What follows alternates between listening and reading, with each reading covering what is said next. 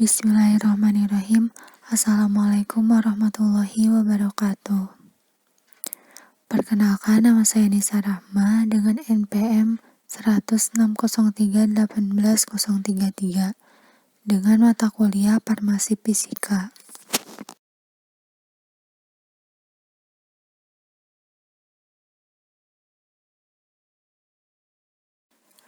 Saya di sini akan menjelaskan sedikit tentang metode ekivalensi NaCl, di mana metode ekivalensi tersebut berfungsi untuk menghitung keasaman atau kesetaraan. Sedangkan NaCl merupakan garam yang terbentuk dari hasil interaksi asam dengan basa. Kemudian contohnya yaitu suatu larutan injeksi mengandung atropin sulfat, di mana obat atropin sulfat merupakan obat yang digunakan untuk menangani melambatnya denyut jantung. Dilanjutkan kembali, atropin sulfat dengan 50 mg, di mana NaCl sama dengan 0,45 dan natrium benzoat 1,0 mg dengan NaCl sama dengan 0,22, BHA sama dengan 5,0 mg dengan NaCl sama dengan 0,60, dengan aqua yaitu di add sampai 5 ml. Jika ditanyakan, injeksi yang dihasilkan merupakan larutan jenis apa? Apakah isotonis, hipotonis, atau hipertonis? B. Bila bukan merupakan injeksi isotonis, hal apa yang akan kalian lakukan? Jawabannya yaitu 0,9/100 dikali 5 ml, di mana 0,9 itu merupakan konsentrasi NaCl. NaCl 0,9% merupakan larutan pengisotonis. Kemudian hasilnya yaitu 0,045 gram NaCl. Selanjutnya yaitu mencari massa NaCl, di mana atropin sulfat 0,05 gram dikali 0,45 sama dengan 0,0225, di mana 0,05 itu merupakan 50 mg di ke gram. Jadi 50 mg ke gram itu yaitu dibagi 1000. Kemudian natrium benzoat 0,001 gram, di mana 0,001 gram itu yaitu dari bobot Na benzoat 1,0 mg dikali 0,22 sama dengan 0,00022. Kemudian sekarang BHA, di mana 0,005 gram dikali 0,60 sama dengan 0,003.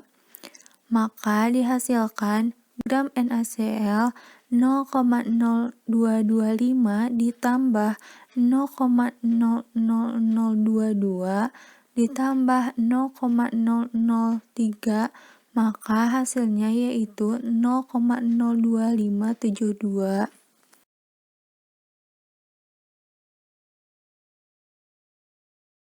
Selanjutnya yaitu mencari persen, di mana atropin sulfat 0,05/5, di mana 5 itu yaitu milinya dikali 100, maka menghasilkan 1%. Natrium benzoat 0,001/5 dikali 100 sama dengan 0,02%. Dan BHA 0,005/5 dikali 100 sama dengan 0,1%. Selanjutnya yaitu menggunakan tabel, di mana zat, bobot, NaCl, MnACl, persen, EnACl, dan persen NaCl. atropin sulfat dengan bobot 50 mg sama dengan 0,05 gram, seperti yang tadi dijelaskan sebelumnya.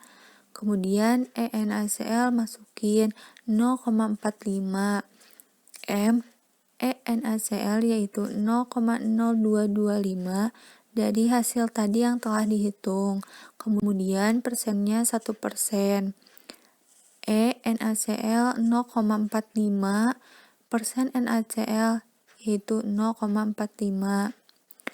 Kemudian natrium benzoat bobotnya yaitu 1,0 mg sama dengan 0,001 gram. NaCl 0,22 NaCl yaitu 0,00022. Persennya yaitu 0,02%. NaCl yaitu 0,22 dan persen NaCl yaitu 0,0044. 0,0044 itu dari mana? Itu merupakan dari 0,02 dikali 0,22, maka menghasilkan 0,0044. Kemudian selanjutnya yaitu BHA, di mana bobot BHA itu 5,0 mg sama dengan 0,005 gram. NaCl masukin 0,60 NaCl yaitu 0,003, sedangkan persennya yang telah dihitung yaitu 0,1%. NaCl yaitu 0,60, persen NaCl yaitu 0,06. Selanjutnya yaitu berapa NaCl yang dibutuhkan untuk larutan isotonis.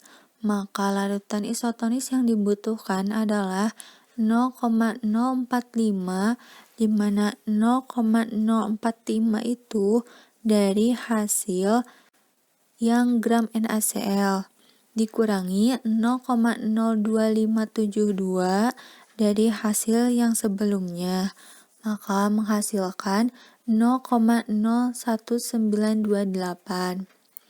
Kemudian larutan isotonis yang dibutuhkan itu 0,9 dari konsentrasi NaCl dikurangi 0,5144, di mana 0,5144 itu merupakan persen NaCl yang telah dijumlahkan. Maka hasilnya yaitu 0,3856. Selanjutnya 0,3856 per 100 dikali 5 mili, maka menghasilkan 0,01928. Hal tersebut sesuai dengan yang dibutuhkan.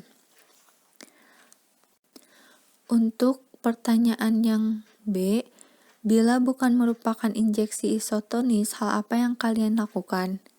Jadi sebelumnya injeksi larutan yang telah dihitung merupakan larutan hipotonis karena volumenya lebih kecil daripada volume NaCl.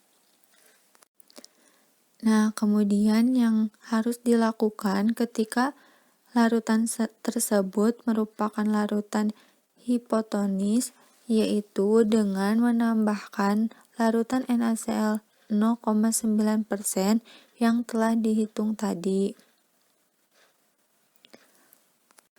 Sekian dari saya. Mohon maaf apabila ada kesalahan karena saya masih dalam proses pembelajaran. Wassalamualaikum warahmatullahi wabarakatuh.